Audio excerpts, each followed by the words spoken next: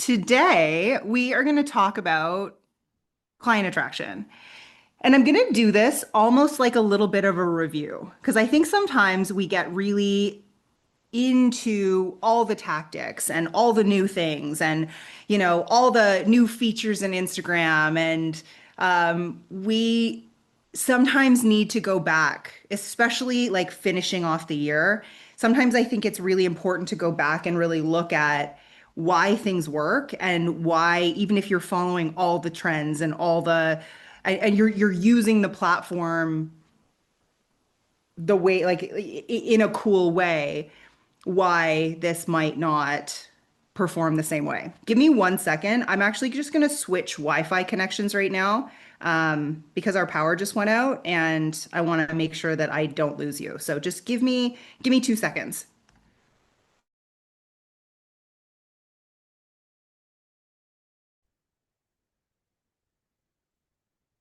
Am I back? Am I back? Okay, fantastic. Thanks, guys. Thanks for being for bearing with me. Cool. So when we're talking about like it, the way that I kind of want to frame it is that even if you're doing everything quote unquote right for a platform, if we're not focused on the foundations and why marketing works in the first place, it's not going to work. And and there's going to be a lot of struggle. So the way that I'm going to structure this training today, this is really for agents who want clients to come to them, which let's be honest, I'm assuming is most of you. And also that agents already know or people who already know what they're good at and what they want to do, but their marketing isn't reflecting it yet. And I think that that's a lot of people where they're like, I have so many things in my business and in my life and the way that I work with my clients, but your marketing doesn't necessarily reflect that yet. So we're going to go through a step-by-step client attraction system. I'm going to go through the listings lab method in more detail, built around psychology and not built around trends. I'm going to focus on inbound demand from one clear audience on repeat. Okay. So we're going to talk about traffic, nurture, convert, and we're going to talk about also like the struggles that people have and why they have them.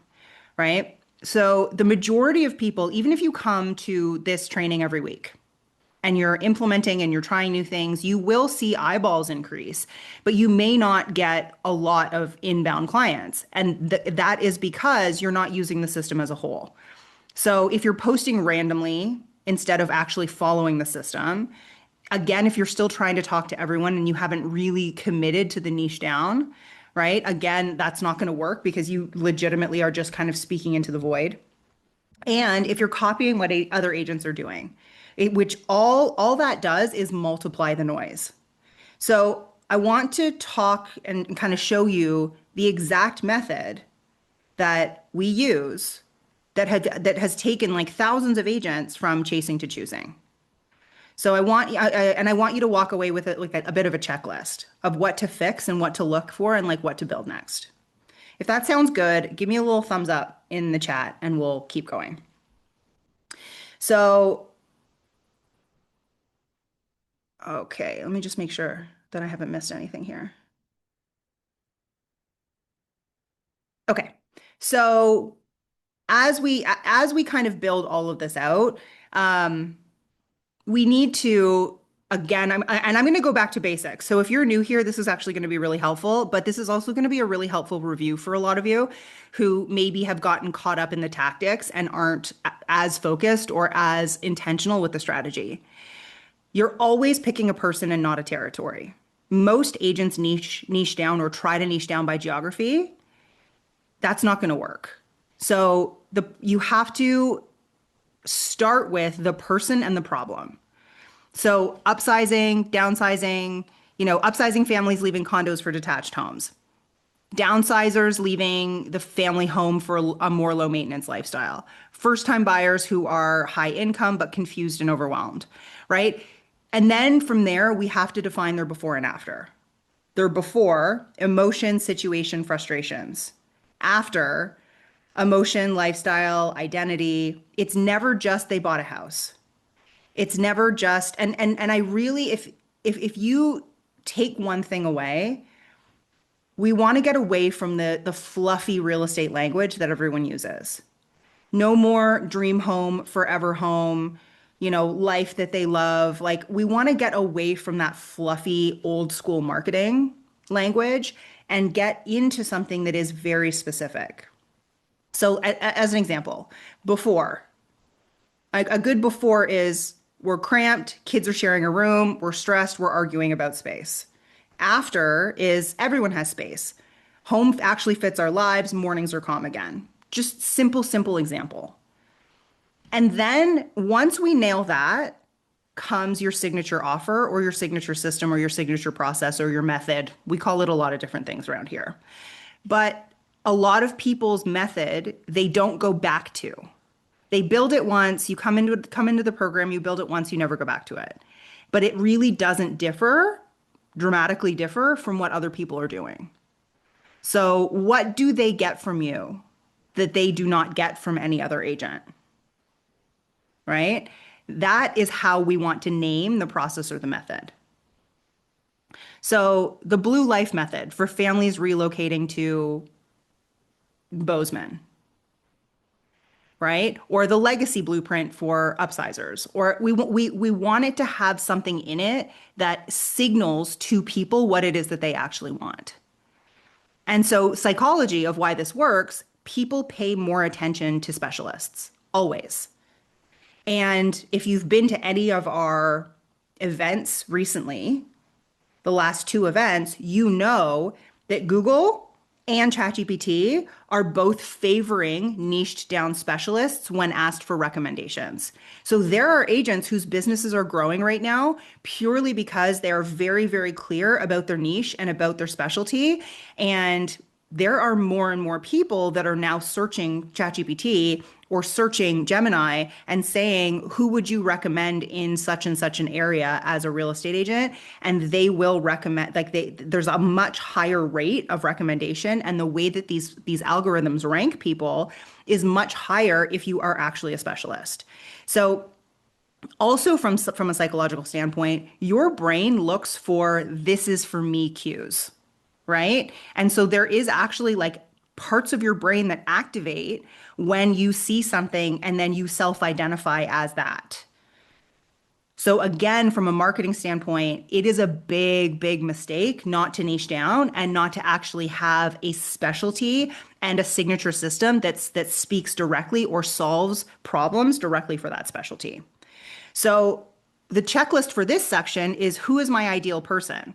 And what I'm not looking for is, this person makes 200 to 300,000 a year, works in this area, like loves to hike on the weekend. Like we don't niche down like that anymore. That is kind of an old school way of niching. What we want now is who is your ideal person? Basically, what is the life transition that this real estate transaction is for? And then what specific problem are they trying to solve with the real estate move? And then the next step after that is what is the method? What is the method? What is the process? And how am I solving those biggest problems? Can we geofarm online? I'd suggest you don't geofarm, period. So the reason why we used to, so I've answered this before. Sorry if this is a repeat for people. The reason why geofarming was a thing is because we all know that in order to be top of mind, you have to be consistent and frequent. And the only way we could be consistent and frequent before the internet was physically. So the only way to be in front of people so that people remembered your name was door knock, cold call, flyer, billboard, aka geofarm. But in one farm area, you can have upsizers, downsizers, first-time buyers, investors, and renters. So psychologically, it is actually impossible to create high quality marketing, which is why so much real estate marketing is so vague. I can help you buy, sell, rent, and invest. Because when you're geo-farming, you can't be specific. And so that's why we just don't teach it anymore and that's why it is considered kind of an old school, more traditional way of doing things.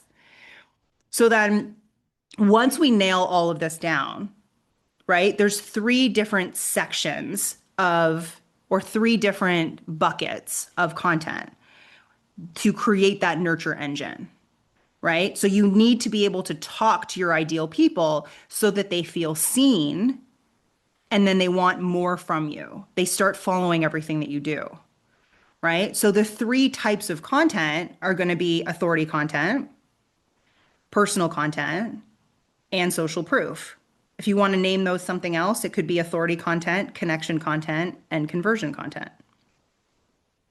So authority content shows that you know what you're doing. It creates credibility, right? It's step-by-step breakdowns and frameworks and teaching and belief shifting. Those are the things that create authority in someone's mind. The next bucket we have is personal content or connection content. This shows what kind of a person you are, that you're human and relatable. This is personal stories, behind the scenes, values, my coffee thoughts, which we talked about last week, like microdose content. It's all going to be that connection content that shows people that they connect with you. And then we have social proof, right? So this, a lot of the time, the social proof content is the content that actually is the conversion content. It directly invites people essentially to take that next step. Case studies, testimonials, client wins, and PR or media attention. Right? And then so once we have those buckets really solved, then we have to talk about what the core message ingredients actually are. How do you make sure that the recipe comes out the way that you want it to? Right? So we have to talk about specific problems, not generic buying and selling is stressful. We need to use their language, the phrases that they literally say to you. A lot of the time we speak to people in realtor talk. And when we do that, we create disconnect, right? The other thing that is really important is that you are showing very, very strong, clear opinions. Your opinions matter more than almost anything, right? For an example, Aislinn, who's here right now, she's with Eve right now because I'm in the middle of her 3-day VIP. She has an opinion that your first place should be the ugliest home you ever buy. And so that's a strong opinion. And she has a lot of data and she's got a lot of stuff to back it up. Right? And so when you teach in ways that give them an, oh, I never thought about it that way moment, it becomes really memorable. And then you have even like layered on top of that, you have signature stories, right? Your story, your personal story as proof that you understand them, that you understand what they're going through, that you've been through the same things, and client stories that mirror their situation and show what's actually possible, right? Because you are literally working them through a transition or a transformation in their life. So someone is asking, how do you decide what's your niche if you're a referral-based agent working with all sorts of buyers and sellers? So you just have to pick one, right? So it's not a matter, picking a niche isn't about who you've worked with in the past. It's who are you going to speak to in the future?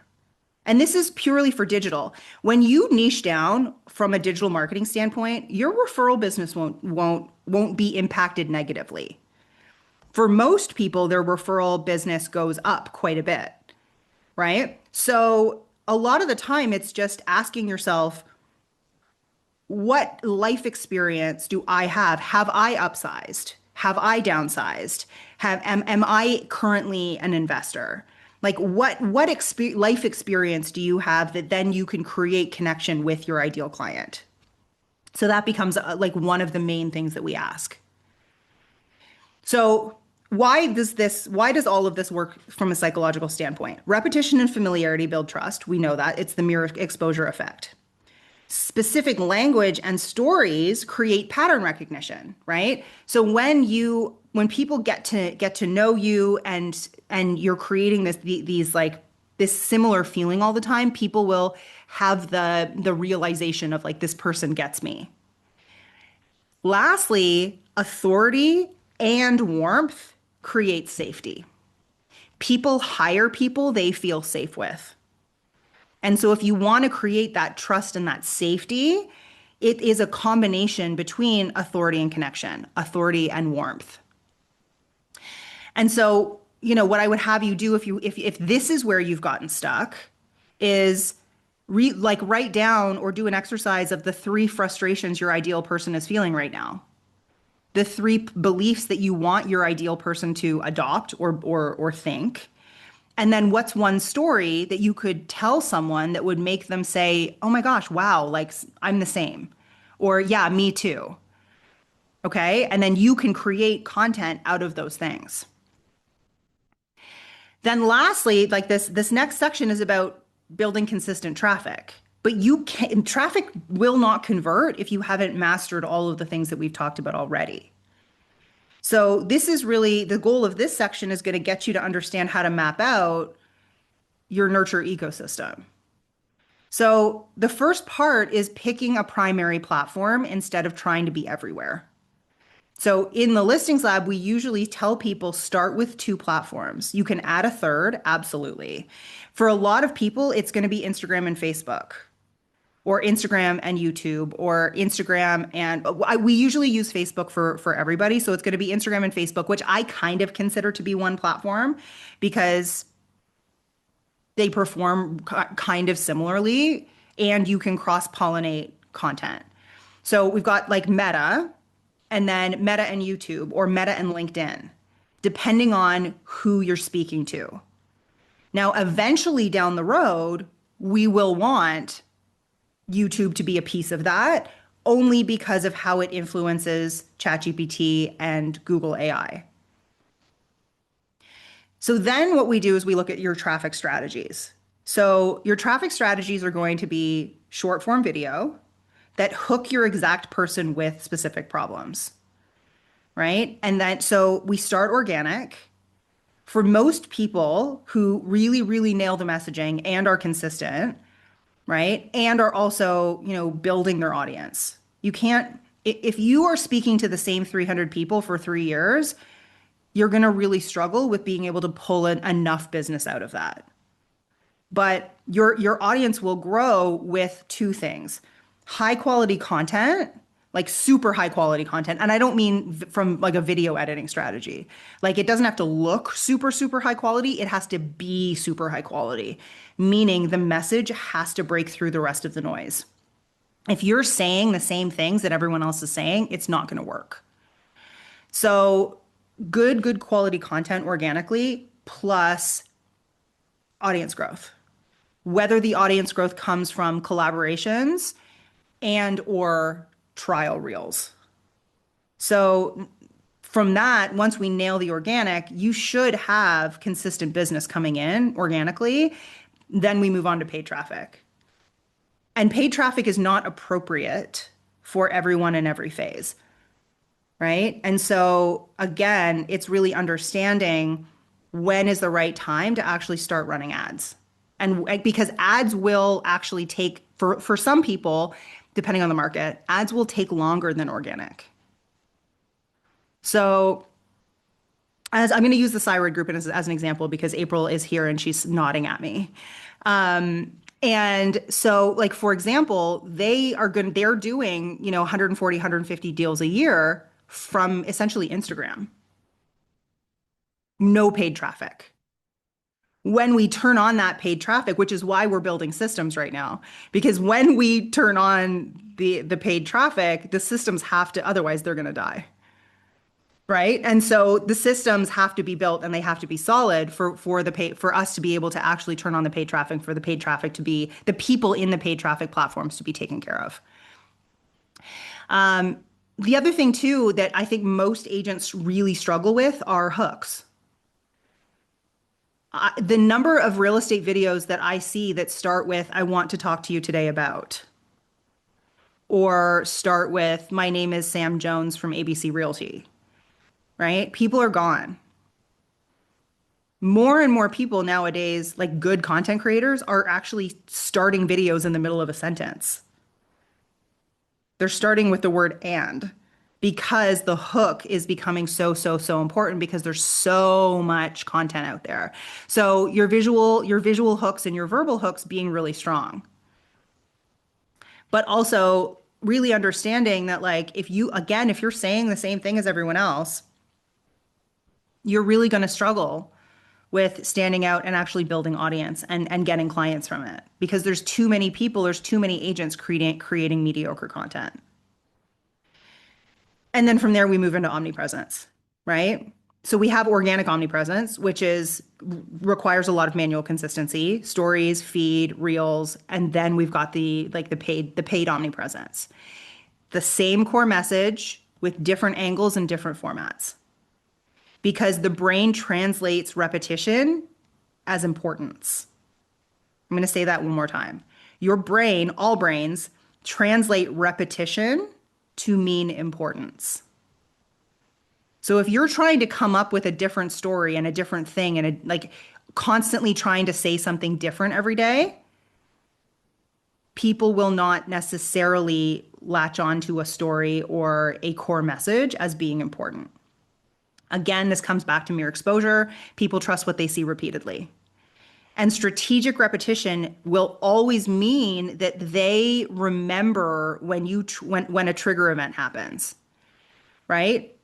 So you basically just need to decide, like, based on who your niche is, what are your primary and your backup platforms? And then do you have a content strategy and a messaging strategy to get people to that next step? So then from there, we have essentially like turn the attention into clients. So we've got some different conversion paths. And so what we want to do is make this really, really easy for people to raise their hand. So if you follow me on Instagram or you follow me mostly on, I would say I do this mostly on Instagram. There are clear call to actions like send me the word roadmap or send me the word training and I'll send you blah blah blah, right? It's this is always going to be a simple value offer instead of call me because you always give value in public and sell in private. Does that make sense? All of the sales, all of that conversation will happen in direct messages. People aren't, you may get people call you or people who DM you, but and just say, hey, I'm ready to go. And we want that to happen on a regular basis. But if this person has never DM'd you before and never had a conversation with you before, it's a bigger reach. And then we create those DM frameworks that feel human. We're always starting with connection, which is why I always say, please get rid of those auto responders that are like, your message is important to me. Like, we'll get back to you, within a certain amount of time. Like, immediately people lose that connection. And there are people who, like, I'm having back and forth conversations with, and every single time I respond to a message from theirs, I get an autoresponder. And it really like takes away the feel of conversation and connection. So ideally, we don't want autoresponders, especially with all of this, because it makes it really, really hard to create that connection and for someone to feel like they're having a conversation with you. So you already know their situation for the most part from your niche, right? So like all of the sales conversations that you're having in DMs are going to be about fit and next steps, right? Your method or your process becomes the container. And then the decision becomes, do I want this plan and this person guiding me? Not should I work with an agent at all? I see so much real estate content about why you should work with a real estate agent. This is why I don't teach expireds or FSBOs or anything like that. Why would I want to go? And I know that there's people who have a lot of success chasing people who don't want to talk to them. But that's not the type of business that I want, and it's not the type of business that I assume that most people want. So what we want is people saying, I feel like I already know you. By the time they talk to you, they've seen your face, they've seen your stories, they've seen your frameworks. The sale or like the signing of the representation paperwork is just a confirmation of something that they had already decided. People move from stranger to familiar or stranger to client through repeated positive contact, right? And so the other thing too is like a clear next step. It reduces decision fatigue for your ideal client. It makes it easier for them to say yes to things, right? So what I would love is like Do you have things that you can give away in your content, right? Like I give away trainings, I give away worksheets. I have a thing that I'm working on right now, which I'll give away to you guys soon. That is like, where is it? 225 Instagram story polls for sales and engagement, right? Like I'm constantly working on stuff like this so that we can constantly be giving people value. And that essentially becomes my role, is to like understand the audience, understand what it is that they need to see, understand what is going to be valuable to them, and be able to create something that is going to help people build more trust with us as a brand. And then we need to kind of like put it all together, right? So like your summary checklist looks like this. Clarify your niche, who you serve and what specific problem you solve. Your signature method, which is essentially the name and the promise. Next is your messaging, right? Your content, your authority, your personal, your social proof, or your authority, your connection, your conversion content with really strong opinions. Next is traffic. So, what are your platforms, right? Because you need to be really consistent on those platforms. And then really start to work on your visual and verbal hooks. And then your conversions. And so I'm going to show you just some examples that I basically like created last night for Aislinn, right? And so if you want your business to feel predictable, you can't treat marketing as a side hobby. I call it random acts of marketing. Real estate agents love random acts of marketing, right? So when you follow the listings lab method, it gives you structure so that every post, every story, every conversation is moving people closer to working with you. So let me show you an example. These are just like some things that I was playing with for Aislinn yesterday. So she had a lot of stuff that we could work with. She had a couple methodologies that she'd built, and so like so here's just one example, right? The two-path wealth ecosystem. And we broke down exactly what are the two paths, right? So she's got some really, really kind of like really strong process content in here. But oh my, I've got a lot of stuff open, as we can see. But like as another example, right? Hang on, let me find earning. So here, like this is a really, really opinionated post. Earning 2% on your savings sounds nice until you realize you're actually losing money. Someone would read this. Someone who is like saving to buy a property would read this, right? If your savings account is giving you 2% interest right now, I have some bad news. That money is shrinking, not growing. Here's why. And then we go to the reality check of inflation, what this means in real life, the bank problem, the real reason why this matters, what beats inflation. Like this is high quality, very, very specific content that is for who she's trying to attract, right? So we've got the wealth building move that nobody's talking about, and it's refinancing for growth. Like these are very valuable. They're not fluffy. So these are just some of the ones that I built yesterday while she was filming B-roll, right? Buy now or wait, a data-backed breakdown for 2025, 2026. Let's run the numbers together, right? So a lot of this stuff is making sure that we're truly creating something that is not only going to be so much more valuable than what everyone else is doing, but also we then today, everything that I'm working on with her today is personal content and basically like creating something that's going to like hit every psychological bucket, right? So we have the logic piece. Today we're working on the emotion. Quick question here. Oh, I got lots of questions. Sorry, guys. How do you decide on your niche? Could you expand a little on your thoughts about YouTube for 2026? Yeah, so the only reason I've changed my tune a little bit about YouTube is not because I think that YouTube is going to generate everyone business.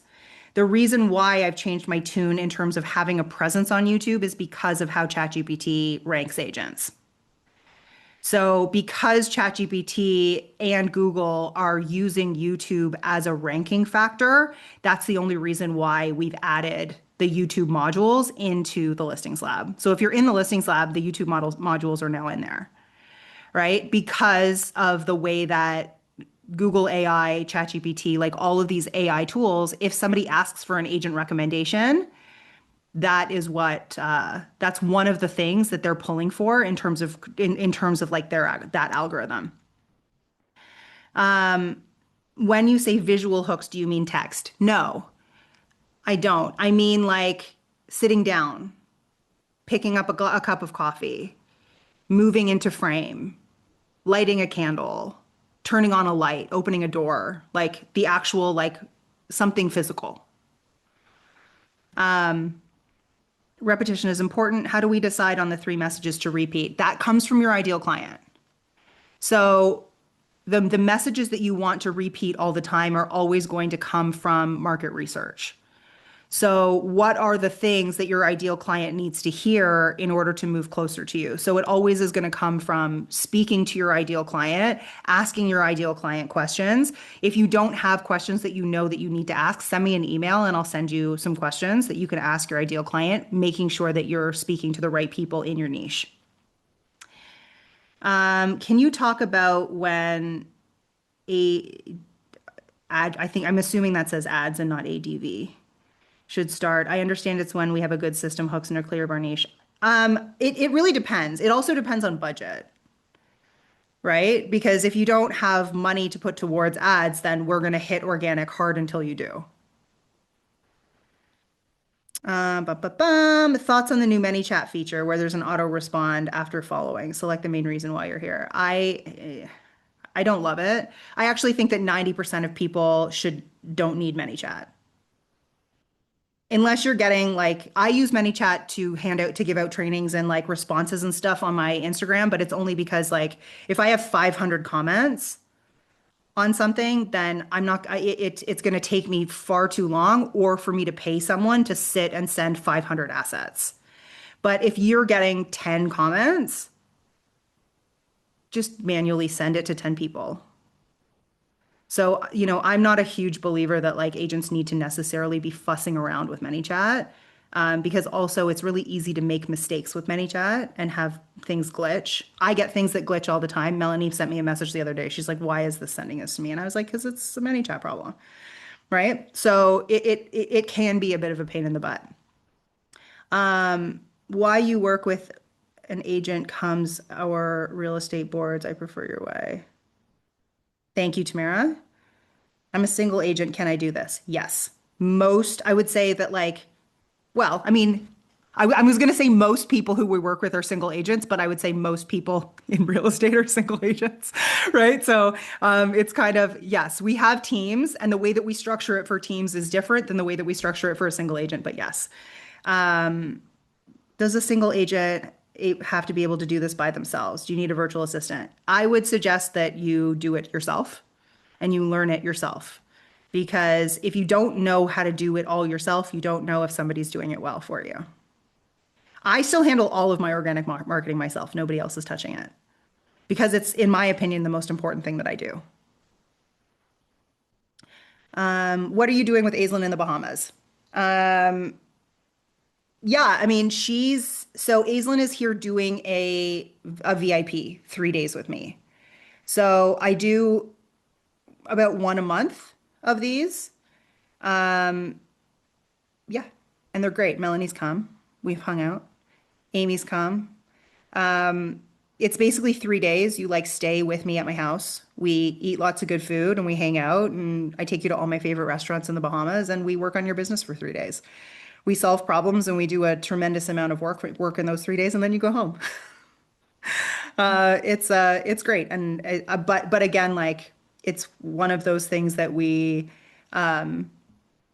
like I said, I do one a month or less. So I don't always want to have people here.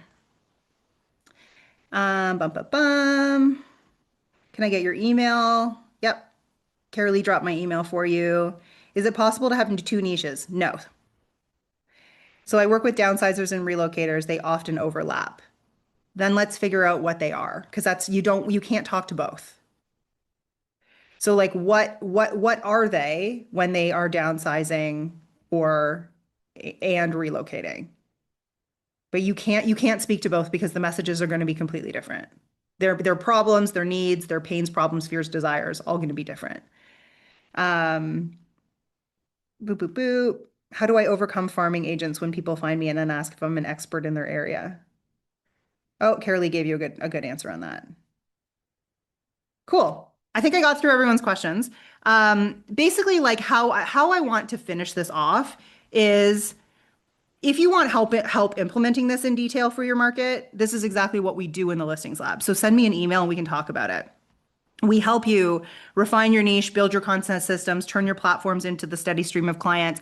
If you want to explore that, send me a message. Just send me an email. You can even just send me an email that just says clients in it, and we can book a time and see if it's a good fit. It's not a fit for everyone.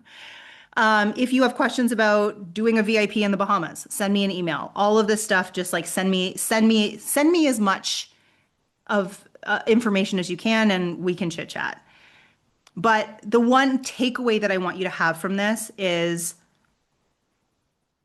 I get people every once in a while who are like, I've been posting for a year, but they've been posting without a strategy. And I would rather that you get the strategy before you waste a year creating all this content and feeling like you're failing.